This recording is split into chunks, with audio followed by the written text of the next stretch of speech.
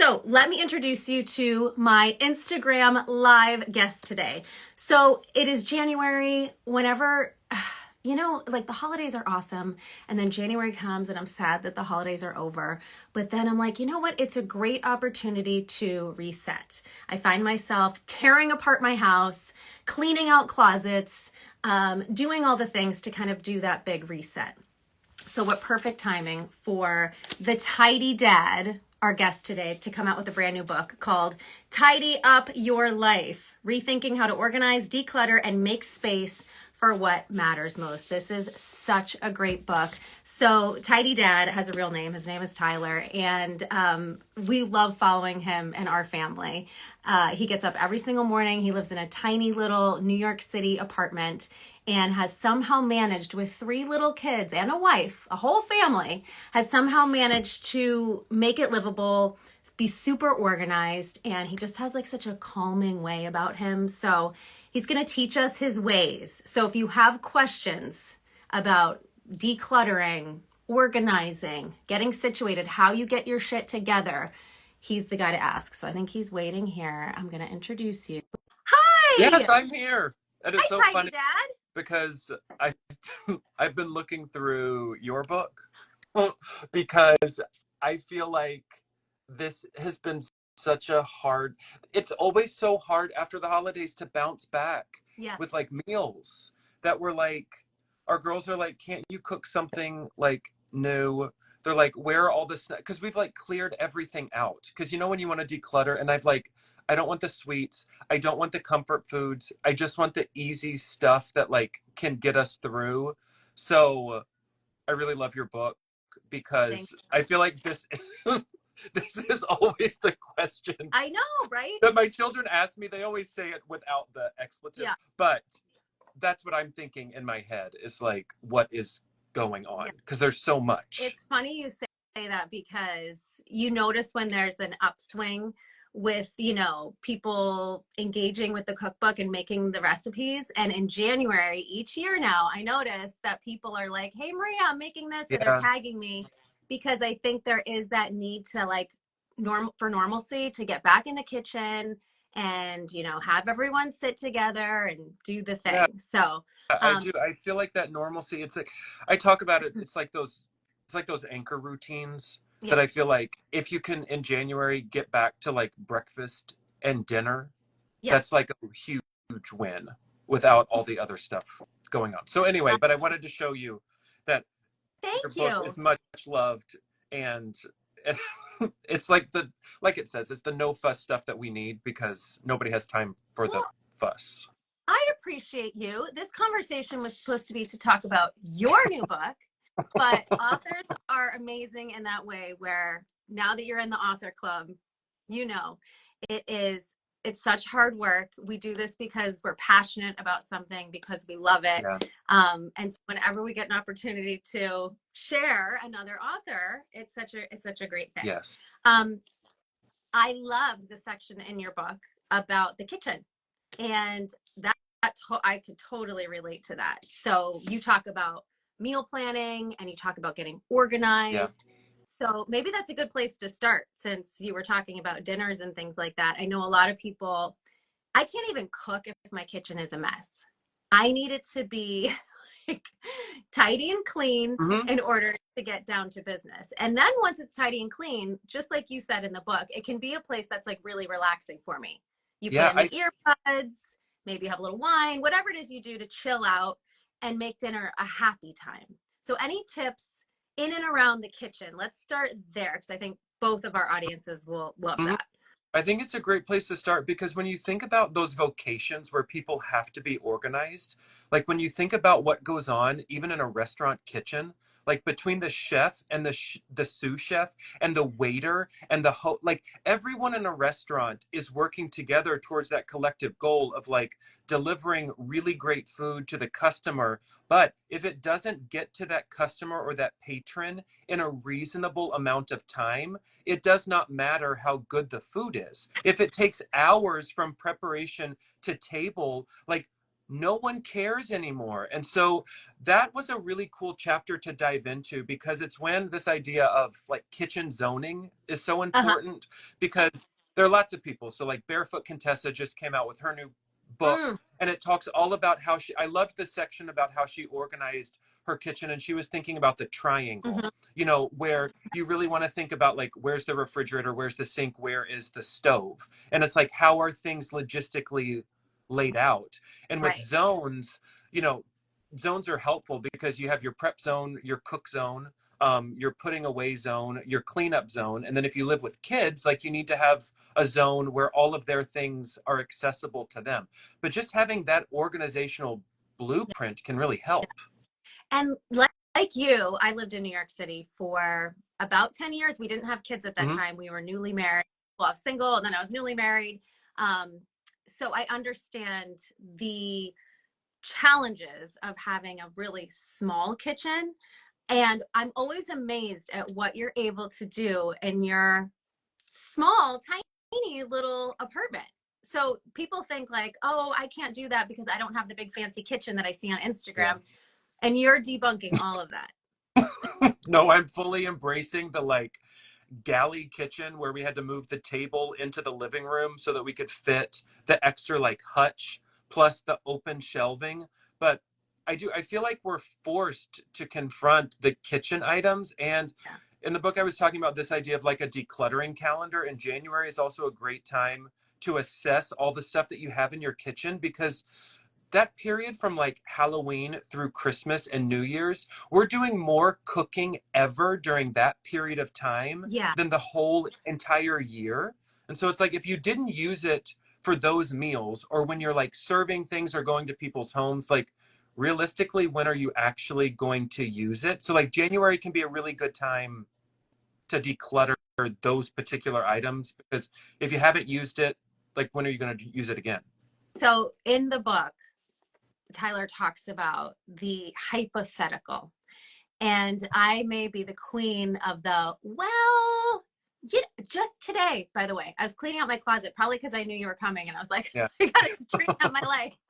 I thought you were going to peek in my closet or something.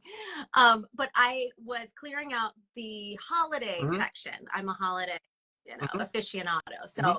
I have a whole section of like sparkly things and plaids and whatever. I'm like, you're going in the attic.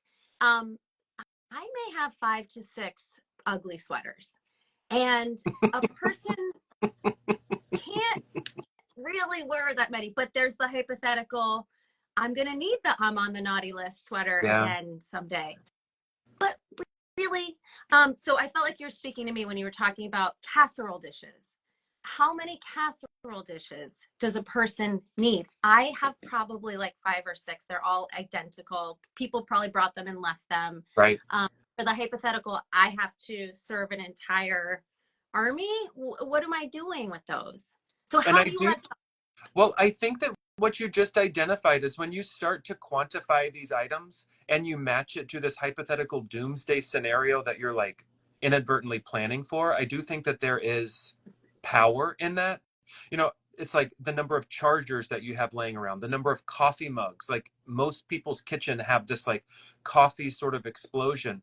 But I do think it's when you sort of mirror the hypothetical someday, this like doomsday scenario, with that concept of what actually is just enough. Because I would imagine for you, obviously, with all of the cooking that you do, I mean, you're a published cookbook author, that like I would imagine that in your kitchen, maybe those 5 casserole dishes are actually a just enough number for you based upon all of the different sort of like things that you're testing, things that you have leftovers of. But like for me, I have one of those like 9 by 13 pans, and that's it. And then I have my one 8 by 8 glass pan. yeah, But we also have a really small refrigerator. I have one cabinet where all yeah. of those baking sheets need to go in, and they all have to go in vertically. Like I don't have enough. And so when I think about enough space, and so when I think about what is just enough for our season of life, the one 9 by 13 is enough, because I want to make space for X, Y, or Z, or like the little kitchen cabinet gadgets. But you can't have it all. at No. some point you have to establish the criteria of what you want to keep and what you want to move out. And you mentioned just enough. And I want you to talk a little bit more about that because that's a big part of your book and identifying as an individual or as a family, what is just enough for you. And you even take people through how to do that. Mm-hmm. So it's the casseroles, it's the sweaters, it's the kids' Yeah. toys. How do we know what is just enough for us? And how do you get to that place? So I think that, you know, in a different seasons of life, the definition can sort of shift and change. And I think you have to really root it in your values and how you want to live in your space, the things that you like to do outside of your home, what you do professionally by vocation. Like, we cannot hold on to everything.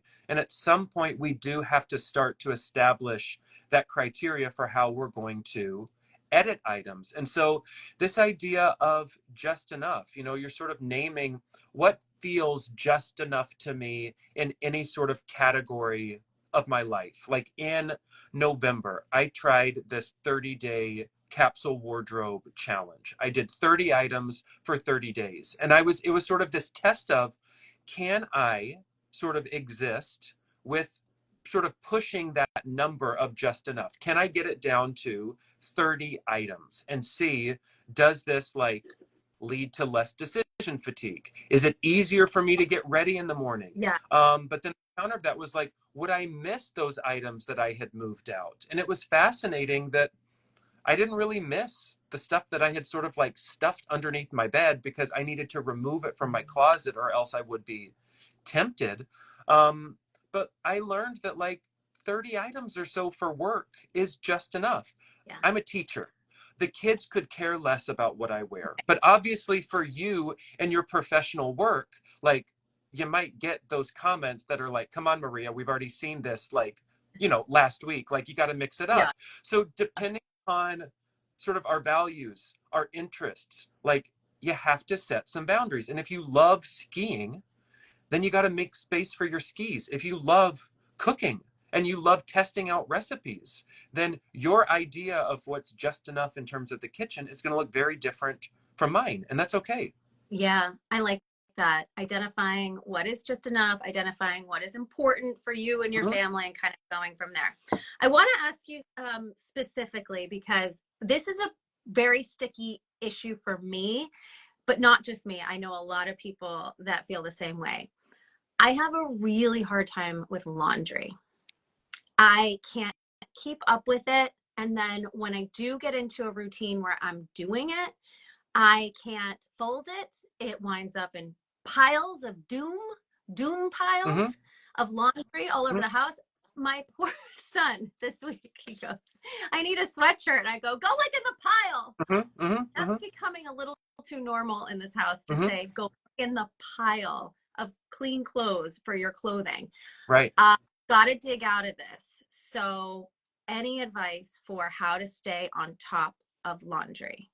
So I think the really interesting thing that you mentioned was just the use of the word I as opposed to we, because I do know There that you share a we, home with your husband and you share it with your two yeah. children. And laundry is something that is like the bane of everyone's existence Mm, because we all wear clothes. And if you have children, they're like changing out of their clothes multiple times. And then you can get into the debates of like, how often do you need to launder like pajamas? Like, I have children, you know, my girls, like, some will repeat yeah. pajamas, but the others are like, but I have to wear a new pair of pajamas every single night. And I'm like, that means that by the end of the week, that's like 7 sets that then have to be washed. And so there's a chapter in the book that's titled Stop Doing All the Work, which it's intentionally a little bit cheeky. And it's like, in this case with the laundry, you know, there are some options to stop doing all the work. One, you could share responsibilities. That it's like, how are you sitting down? Who are you sitting down with? You sitting down with your husband? You sitting down with your kids? Even your son? That it's like, I washed it, but it was in that clean pile. What's happening there? How did it not get to your drawer? You can share Yeah. responsibilities. You Yeah. could eliminate the responsibility, which is like, you know, with laundry, it's sort of the eliminate and also outsource, where it's like, you could, it's very expensive. You could send out your laundry and you're like, I'm not doing this anymore for anyone else. It's going to change our monthly budget, but like, this is what we're going to do. Eliminate also, some people talk about, and I don't know if you've looked at the number of clothing items that your kids have or your husband have or you have, but when you start to like multiply out all of the combinations, that it's like, could you realistically not have to wash any clothes for like 4 months because of all the different when you start to think about that. Yeah. So I do think that that idea of share responsibilities could be a good one to unpack, because it's like, what part of that laundry routine can other people in your Help. household start to take on? Yeah. That it's like between you or your husband, that it's like, okay, who's putting it in the morning and who's then switching it out when they get back in early in the day with the dryer? You two coming to a consensus on like, I'm doing it on Mondays and Wednesdays, you're doing it like you have to do a load on Saturdays, whatever it may be. But like that conversation, like, Yeah. I would say that like you, Touchy. it is, it's very, very touchy. Because when my husband helps, he has we've been together 20 years. No, over 25 years. Okay. Yeah. We got into a place where I said, do not touch my clothes because he likes to just throw it all in together or mix it up. And so I've gotten a little type A with it. So like, don't touch it. So then whatever, everyone's got their thing. So but I that like to also do my could be okay, where it's like, that's I my have drawn thing. lines in the sand where it's Yeah. like, you have your own hamper. Like, I'm done. Oh yeah. Like, Oh I have me. yeah. I have one child. You're going to take you and the other child. Oh yeah. You're We do responsible. separate There are, hampers. when you Like yeah. Yeah. start to think of like, what could those possibilities be, sometimes there are sort of like quick win solutions. And you do find that, like, yes, if your husband ruins your clothes, do not put him in charge of your Someone clothes. is saying, But same. My yes, husband finds all my clothes. but can he fold? Can he Yeah. sort? Because sometimes Helps just away. sorting, and especially for kids, that it's like when they just sort, like sorting clothes out of that one big pile into like 4 separate peoples, that can inherently help make the chore to be a little Yeah. bit less burdensome. Okay. So thank you for that. Laundry, I think mainly too, I have to find some consistency. I Yeah. think that just maybe it's a touch point every day. Maybe I go down, mine's in the basement. It's kind of out of sight, out of Mm-hmm. mind. So maybe I go down there every day. I kind of see what's going on. Once I get my body down there, I'll probably put some in, I'll probably take some out. And then so it begins. So I think that that's part of it too, is just getting into a routine. But along those lines, we talk about having systems, and so I've gone through this before where I've gotten really serious. Like the kitchen we've talked about is such a serious place for me to be. I love it, and it's my domain, so I have it just the way I want. The systems work. I find that sometimes my family has trouble subscribing to the systems. So any tips for getting everyone on board once someone has identified, like mom or dad, like, okay, it's time to get organized? How do you get everyone else in the house on the same page? So one thing that I think can be helpful is this idea of envisioning. So there is this idea of you sort of role playing in your mind, ideally how you would want a system to go or sort of function. And for you, like in the kitchen, it may be saying, like, when I am in the kitchen, things will work best when I know where my things are, I have the ingredients organized, and I am like left alone and I'm able to do my work in the kitchen. And it's one thing for you to have that in your mind, but sometimes a step that's missing is we forget to like envision our ideal sort of system with the people that we live in our homes with. That so often there's one person who feels that they're in charge of establishing all of the organizational systems, and then you like set it up, you're like, this is beautiful, and then you turn your back and like a kid comes over, or a spouse or a partner, whomever you live with, and then they completely undo what you've done. And so we have learned that, like, when my wife and I have sort of organized something, we've set up a new system, that we have to bring every single family member into that space. Yeah. And we're like, this is the system that has just been set up. This is the why behind the system. This is how we're going to use it. And then it's working to reinforce it. And a teaching strategy that I use all the time that's relatively simplistic is this idea of I do, we do, and you do. Like, you have to sometimes be the person who is like, no one touch anything in the kitchen. If you need anything, you come and you ask me, and I will show you where it is. That is I do. Then you move on to we do, which is your kid is like, I really want to cut myself like an apple, or I want to get a snack and I want my plate. Then you're like, okay, great. Let's go in and we're going to do it together. And I'm going to show, like, I'm literally getting the plates out with you. I'm showing you the fork, whatever it is. I'm showing you how to put it back in the sink. And then gradually you can transition to the you do, which is your kid coming in and saying, Mom, can I go get a snack? And you're like, yes, I trust you to do that. But with my 3 children, they're at very different trust levels. Like, with some systems, my oldest, I'm like, you go, you can do it. Yeah. And then my middle is like, hey, why does she get to do it? And I'm like, because I wouldn't say that I can't fully trust them yet. But you know what I'm saying? Like, you are still on the we do step before we get to the you do. Yeah. How old are your girls now? They're 9, 7, and 4. Oh, wow. So my 9-year-old knows everything. Yeah. My 7-year-old thinks she does, and my 4-year-old she doesn't understand why we have any rules. And she's like, why can't I eat with the like peanut butter spoon in my bed when I want to after I brush my teeth because I'm hungry? So we're fully in it. Yeah. So my daughter's she just turned 11, and she is, a wise sage. And then my son is 7, and he's the baby, so a young 7. But even for 11-year-old, like, I'm starting to find, is that like gradual release of responsibility and trying to trust them or give over ownership, that I've now started to enlist my oldest in like, okay, this is the problem. Because I think that sometimes systems and routines, like when you can name concretely for the people you live with or for your kids that you're like, this is really just getting on my nerves. What do you think that we could do? Like, do you have an idea? Like, that can be something really powerful. Like in our bathroom, we have one tiny bathroom. So even like the hair stuff, that it's like, can you figure out what you think a better system for all of these hairbrushes and like clips could be? And then and he was like, sure. Their idea, and then they get to problem solve. And I don't know about your girls, but my daughter loves to organize. She finds it very satisfying. The kids love to say satisfying now. So she does like to organize, not so much clean, but she finds the organizing very satisfying. In fact, she may be popping in here because she is a mega fan. So she's working on her homework. If she keeps an eye on the time, I come up here. We love watching your Instagram. We both find your voice so soothing in the morning when you get up before everybody, and you have your morning routine and you do a little cleaning, and it just feels so.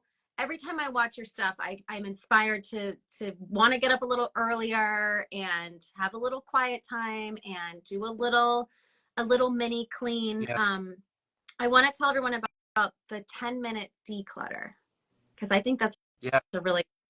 I think it is, because right now everyone is wanting to like declutter their entire house like at the same time, and I have tried that and it does not work, because you are so excited and then you implode a room, which I've done, and then you're completely overwhelmed, like downward spiral.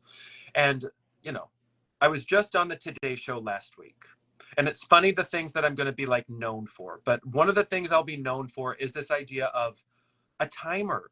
Like, it's such a simple strategy, and when you're talking about that 10-minute declutter, you realistically think about like, what is an area that I could clear, sort, assess what to keep, what to move out, and make a plan for in 10 minutes or less. You're thinking about like a drawer in your kitchen, like the utensils, like just go through it, like your socks and underwear drawer. You think about your like work bag. So often our work bags just become this dumping ground of all this stuff. Like, you can realistically sort through your work stuff and set yourself up for the next day in 10 minutes or less. And the key to this is when you don't have to negotiate with anyone. If you are actually in like control of what stays and what goes, that makes it so much faster. So start to hone your decluttering skills by recognizing those categories that you don't have to negotiate with anyone about. Like the top of my dresser, it is no one's real estate except for mine. So I don't have to ask my wife what she wants.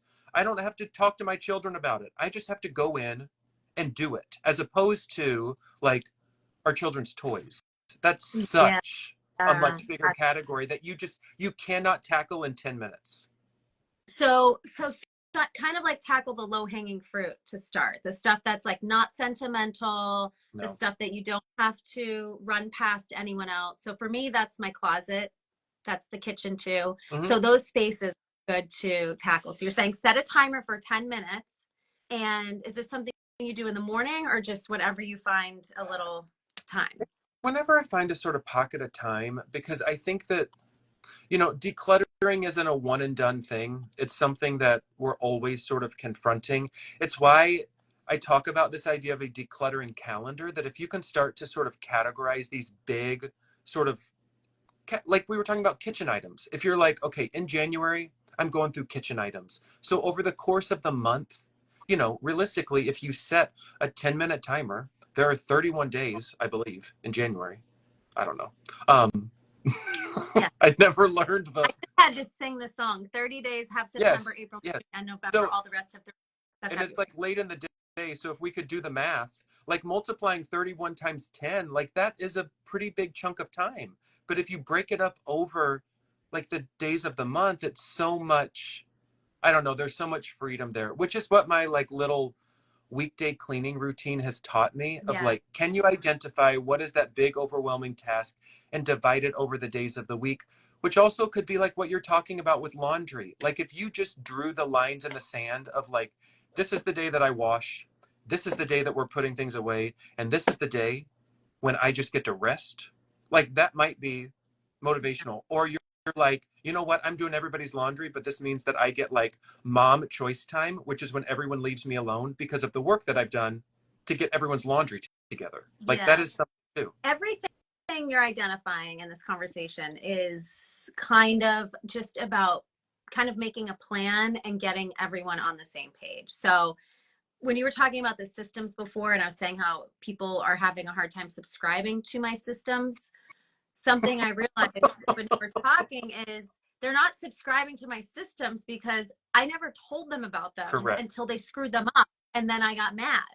Yes. So how can I expect them to know that I'm in like this mode where I'm organizing? And that's what happens. I'm like, that's not where the spoons go. The spoons go here because I've created this system for myself, but I didn't tell anybody.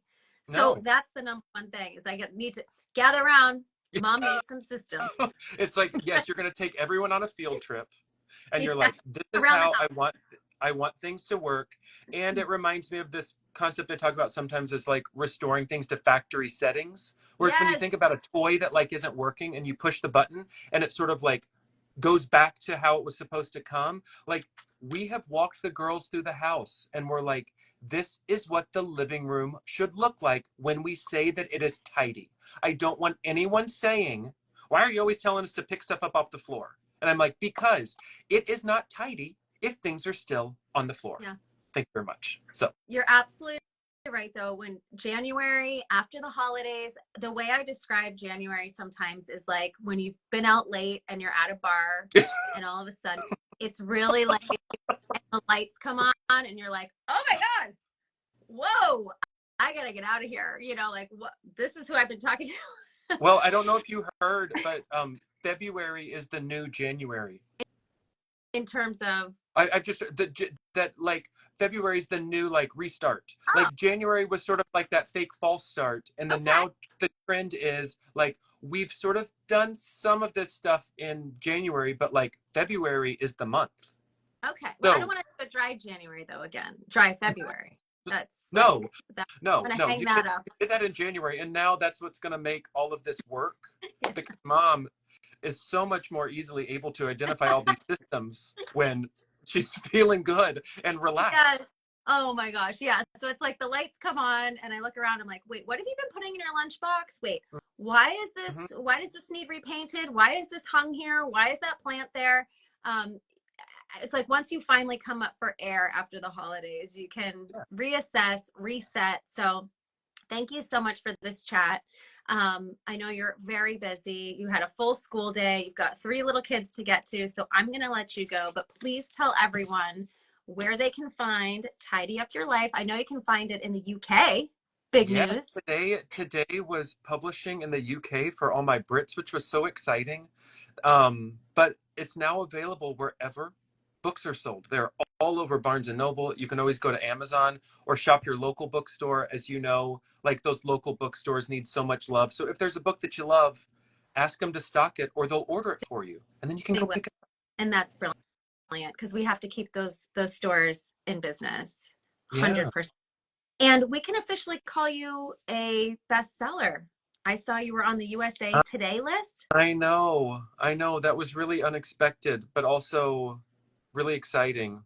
That it's cool to see where the book is landing. Like you always, as you know, with your book, like the goal is like first to write the book Yeah. and then to hope that the book finds its way into the right hands, that you just never know sort of where books are going to go. But it's so hard to to write a book, to edit the book, to then market the book, and then tell people why they should read it. So thanks. Well, you're doing it, Peter.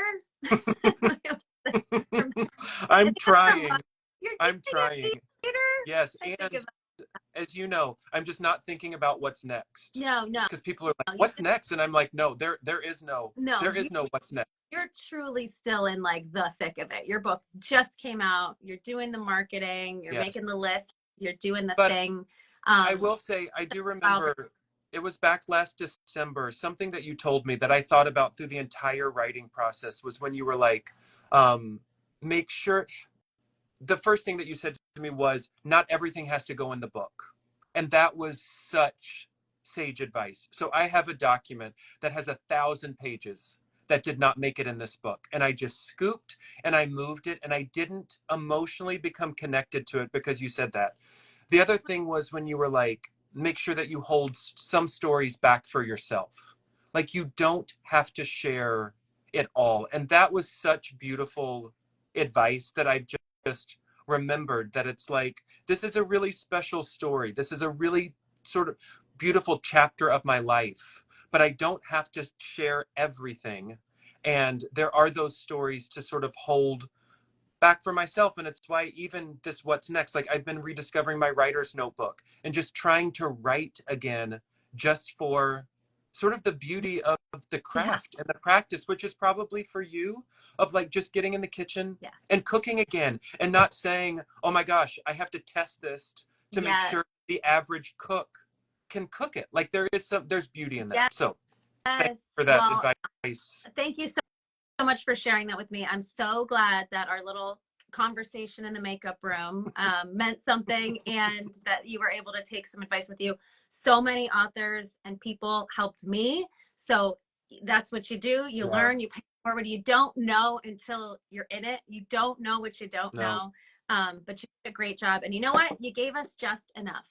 You gave us just enough. And then more for another one. Yeah. So congratulations. Thanks so much. I'm so glad I could share you with my audience. They can all follow you at Tidy Dad. He'll be there all day. And tomorrow morning, you'll see him in his jammies, cleaning his house with his coffee and his little quiet voice. It's a beautiful thing.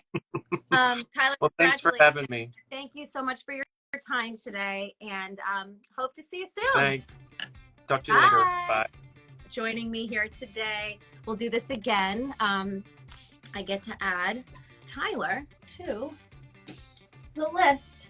Look at this. My Mount Rushmore of all my amazing authors and guests that I've gotten to talk to. I gotta go get my children. Okay, bye.